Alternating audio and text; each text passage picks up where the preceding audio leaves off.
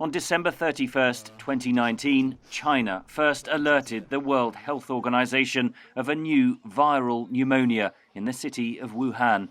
Europe was unable to keep the virus at bay. The first cases were identified in France in late January.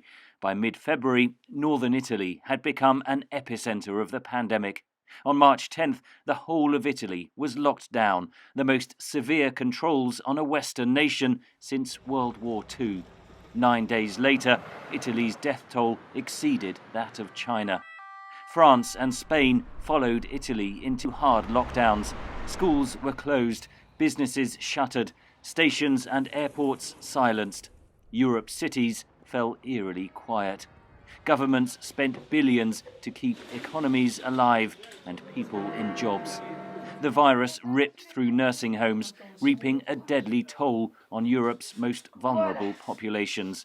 Despite rising infections, Britain delayed its lockdown for 2 weeks. Leading scientists warned it could cost thousands of lives and called for immediate action. Had we introduced lockdown measures a week earlier, we would have reduced the final death toll by at least a half. Britain would end up recording the highest number of coronavirus deaths in Europe in 2020. On April 5th, Prime Minister Boris Johnson was admitted to hospital with coronavirus, spending several days in intensive care. The Queen tried to lift the nation's spirits. While we may have more still to endure, better days will return. We will be with our friends again. We will be with our families again. We will meet again. By early summer, infections had fallen and Europe began to open up. Governments subsidized the public to get out and spend. But there were consequences. With greater social mixing and schools and universities returning in September, infection rates started rising again. Our world has reached an agonizing milestone, the loss of 1 million lives from the COVID-19 pandemic. By October, Europe was dealing with a second wave of the pandemic that has proved deadlier than the first. Lockdowns were reimposed.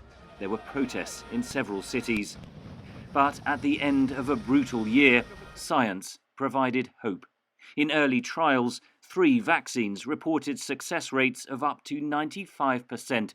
Britain became the first Western country to approve and roll out the Pfizer-BioNTech drug for mass vaccinations, with Europe expected to follow.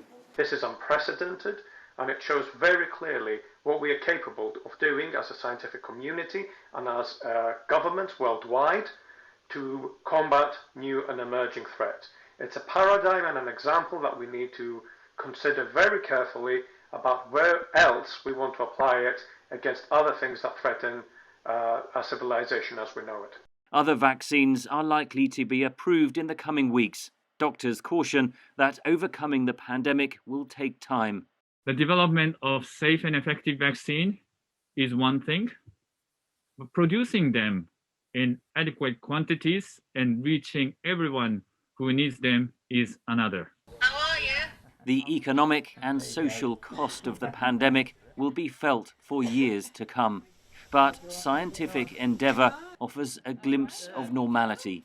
A few drops of engineered genetic material, offering protection against one of mankind's greatest challenges and hope for a better future. Henry Ridgewell for VOA News, London. Thank you very much. Do you have any questions?